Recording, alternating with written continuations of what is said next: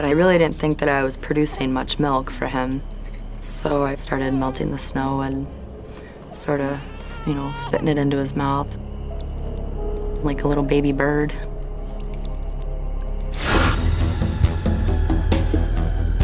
After an incredible physical effort, Jim finds the truck again. I got back to the truck that night, thankful that I was going to be out of the wind and hoping that I could start the truck and feel warmth for the first time in a few days.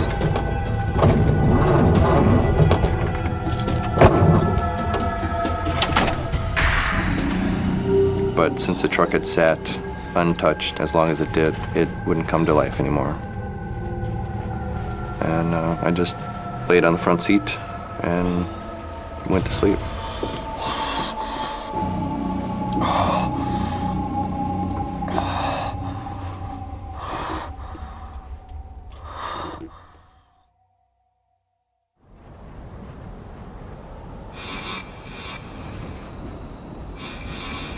I woke very early, just started going again. Not too far down the road, I came across the sign.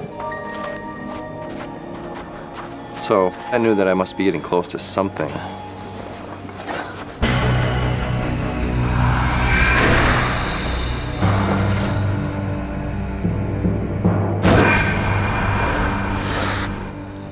I was thinking, with no food, barely any water, no real rest, how am I going to walk that far?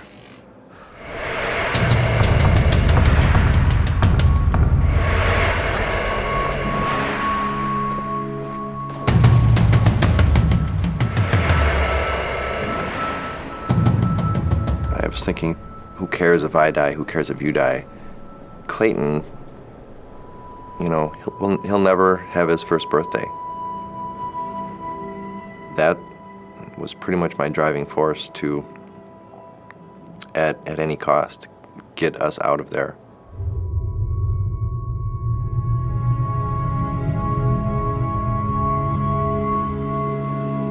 Jim walks through the night. Stopping means freezing to death.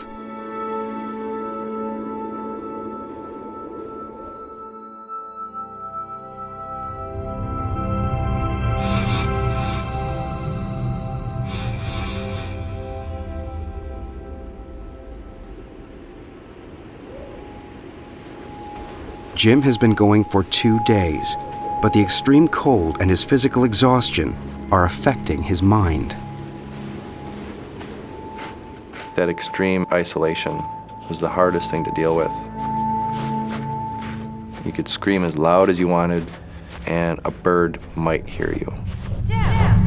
Hey, Jim! There was one point I could have swore that I heard Jennifer's voice not 10 feet behind me. Keep going. Come on, Jim. Come on, Jim. Jim's body is running on empty.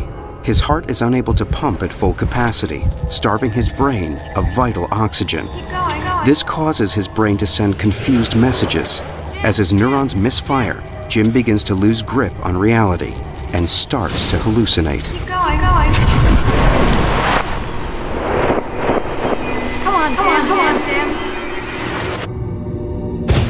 Jim! It scared me because I thought, did she die? Is this her telling me to continue going because Clayton's still alive out there alone now? Or I just didn't know what to think.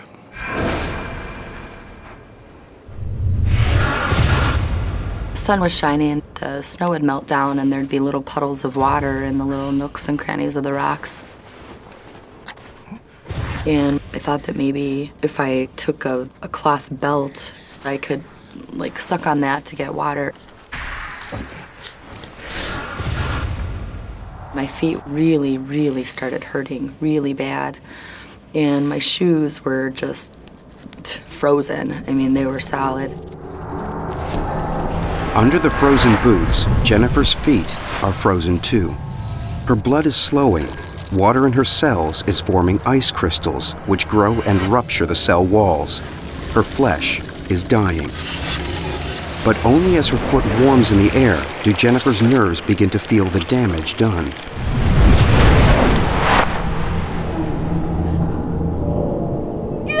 They started hurting really bad as they were thawing. I actually put them back in the snow to numb them back up again. By refreezing her feet, Jennifer is only masking the pain and making the frostbite worse, speeding up the process that can destroy them for good.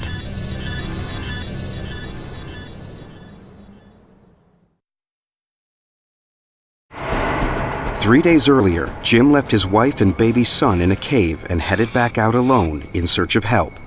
All of them are barely hanging on to life. I knew that I must be getting close to something when the road was somewhat plowed. So that lightened my spirit a little bit. Then I could have swore that I saw a pickup truck. No, it can't be. Who would live out here? For an instant, I thought maybe I was hallucinating, but I didn't have time to second guess myself. Help! Help! Help! Help! Help!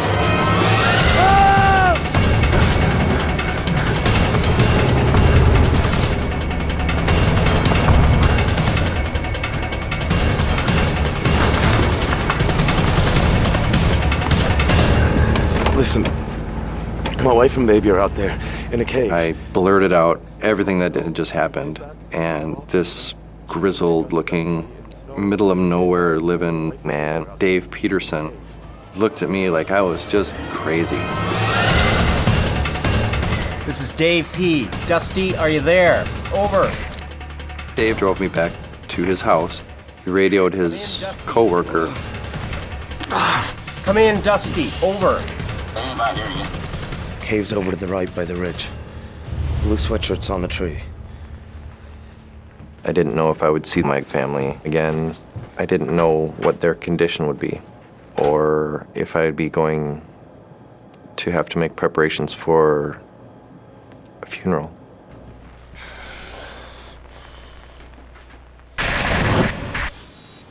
We got a call, and the first indication that something was going on was Kevin's assistant held up her hand to quiet everyone. Hello?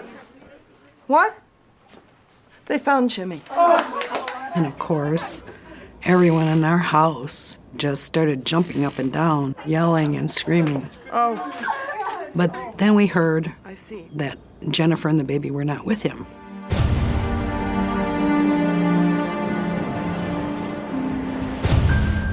Hey, tiny bird. We're gonna fly away real soon.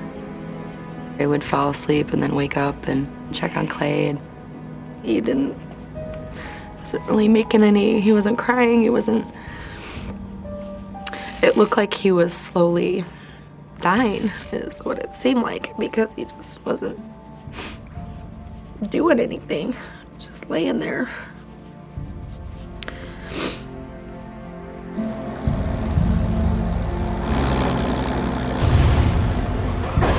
Even though Dave and Dusty know the area well, it takes them several hours to find the cave.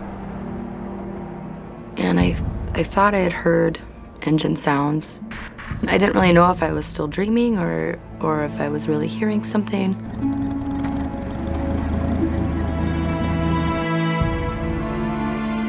And then that was when I saw the big bulldozer that was in front with the flashing light. And there was someone in it, and I just started waving and screaming, "Help!" It was really, it was amazing seeing those guys, coming up there. And I've never been so happy to see two people, just strangers, in my entire life. Oh, I've got you, baby. Oh, is Jim okay? They said, yeah, he's okay, or we wouldn't be here. And I couldn't walk, so they had to carry me down the hill, and I felt really awful that they had to do that, and it looked awful. My hair was a big rat's nest, and I just kept apologizing to him. I'm sorry, I stink. Oh, and I was just so thirsty. I